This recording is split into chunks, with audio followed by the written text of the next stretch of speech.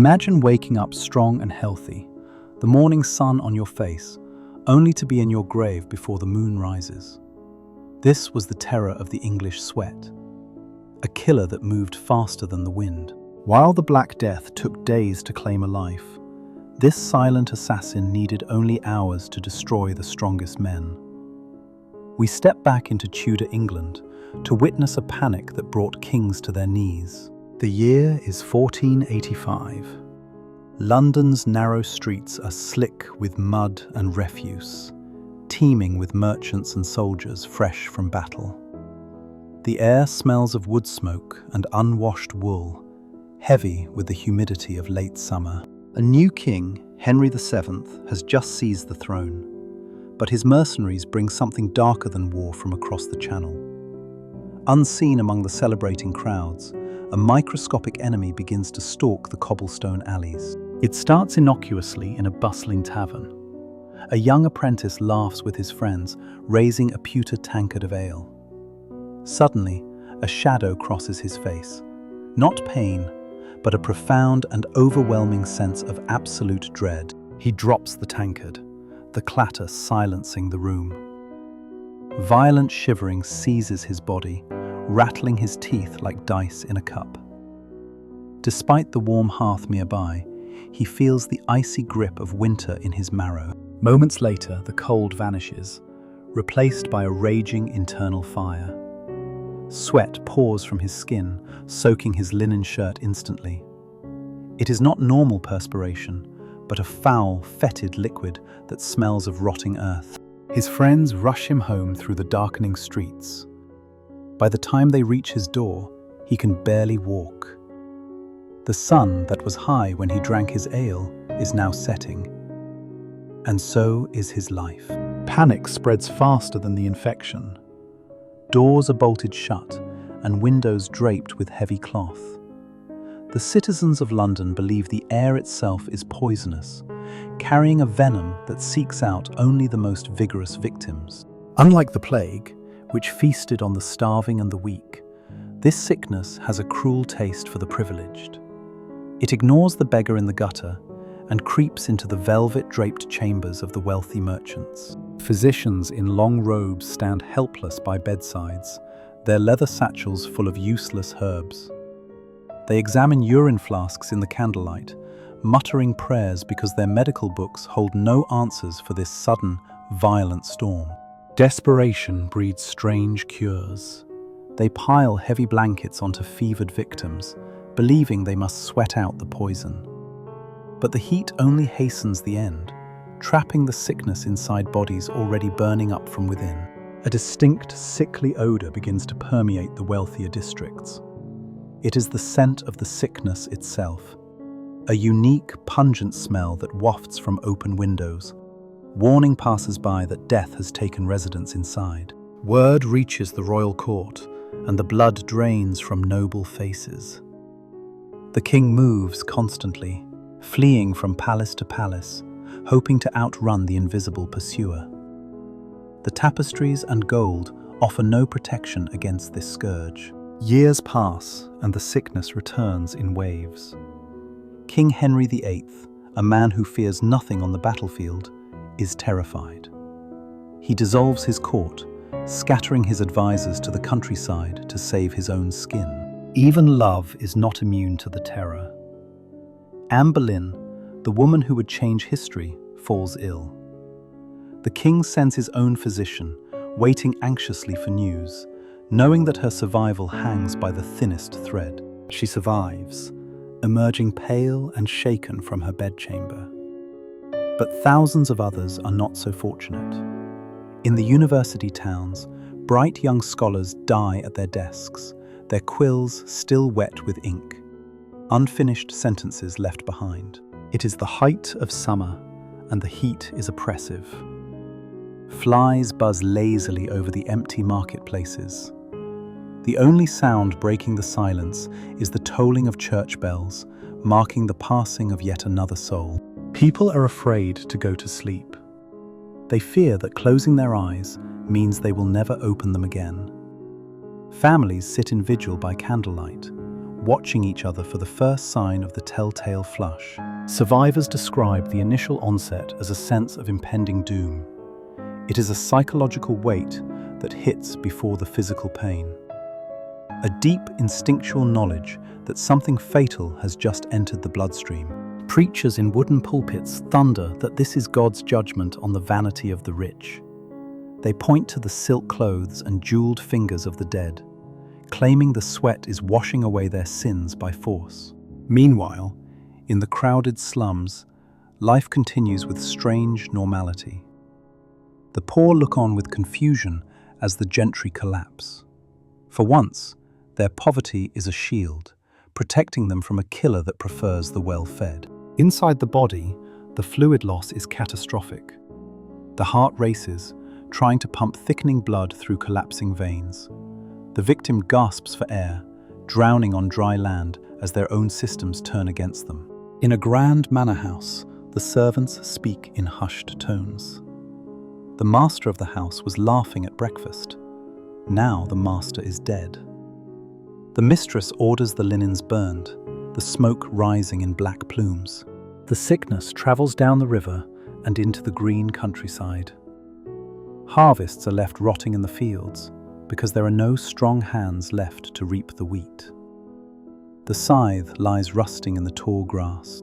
Powerful men, like Cardinal Wolsey, hold oranges stuffed with spices to their noses, believing the sweet scent will ward off the miasma. But the sickness does not care for rank or robe.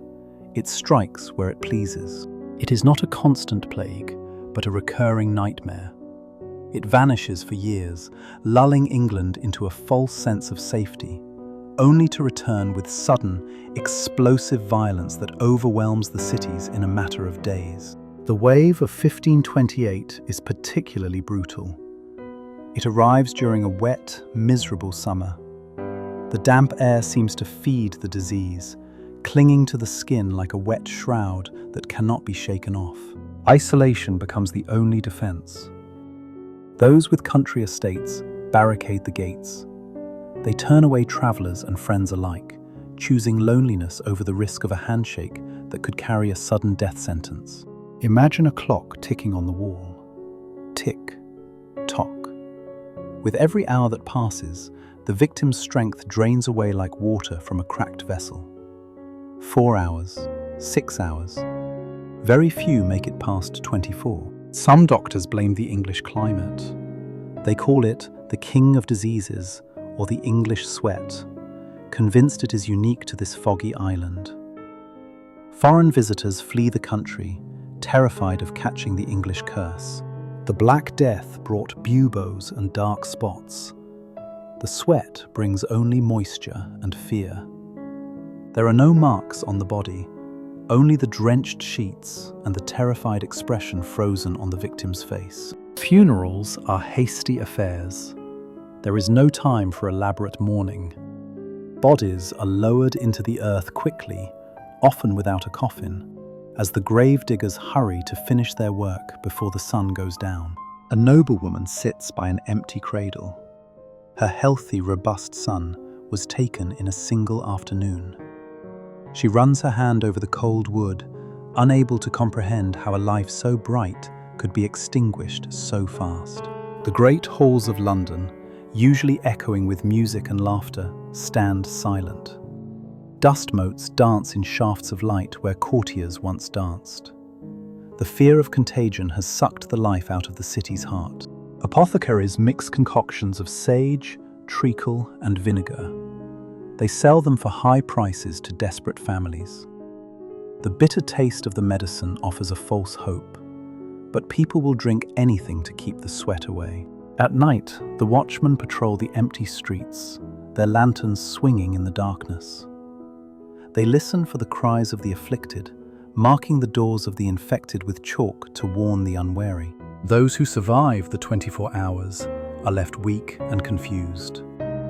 They wake up in soaked bedding, their hair matted, wondering why they were spared when their brothers and sisters were taken by the fever. The economy stumbles. Wool trades halt because merchants are dead or in hiding. Coins stop changing hands, and the bustling markets of Cheapside become ghost towns, haunted by the memory of commerce. At Cambridge University, the halls fall quiet. The sickness sweeps through the dormitories, claiming the future minds of England. Books are left open on lecterns, the arguments within them silenced by a greater power. The final major outbreak strikes in 1551. It moves north to south, a sweeping scythe across the map. Men die while preparing their horses. Women collapse while kneading bread in their kitchens. A physician named John Caius observes the carnage. He writes detailed notes, documenting the symptoms with scientific precision. His words are the only window we have into the true nature of this terrifying affliction. He advises against the heavy blankets. He tells patients to avoid evil mists and rotten fruit. His book against the sweating sickness becomes a manual for survival, though even his wisdom cannot save everyone. Then, as quickly as it arrived, the sickness vanishes. After 1551, the sweating sickness simply stops. It disappears into the mist of history, leaving behind thousands of graves and unanswered questions. What was it? Modern scientists look back at the records. Was it a hantavirus carried by rodents? An arbovirus from an insect? The bones in the churchyards keep their secrets, refusing to yield the answer. We look at the symptoms today, the fluid in the lungs, the rapid onset. It resembles modern pulmonary syndromes, yet it behaved unlike anything we see now. It remains a medical ghost story. The fear it left behind lingered for generations. Every time a fever spiked or a person shivered in the summer heat, eyes would widen in terror, wondering if the English sweat had returned. It reminds us of the fragility of the human body. Even the strongest armor, the highest walls, and the deepest coffers could not protect the Tudors from a microscopic enemy they could not see. It was a reminder that nature holds the ultimate power. In an age of kings and conquerors, the sweat was the true ruler of England, dispensing life and death with a capricious and arbitrary hand. We remember the kings it scared, but we must also remember the nameless thousands. The promising artist, the beloved father, the young bride, all erased from the tapestry of life in a single day. Imagine a grey English sky, weeping rain onto the thatched roofs. Inside, the fire crackles, but the warmth brings no comfort. The air is thick with the scent of herbs burned to cleanse the room. The physician wipes his brow, not from sickness, but from exhaustion. He has seen too much death today. He packs his bag, knowing that tomorrow will bring more knocks at his door, more pleading voices. The truly terrifying part was the lack of warning. No lingering cough, no gradual decline, just a cliff edge.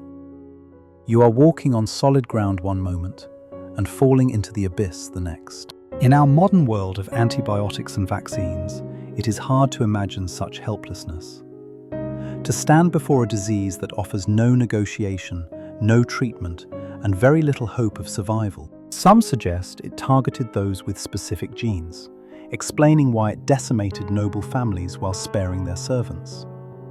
A genetic key that unlocked a door to death, passed down through bloodlines.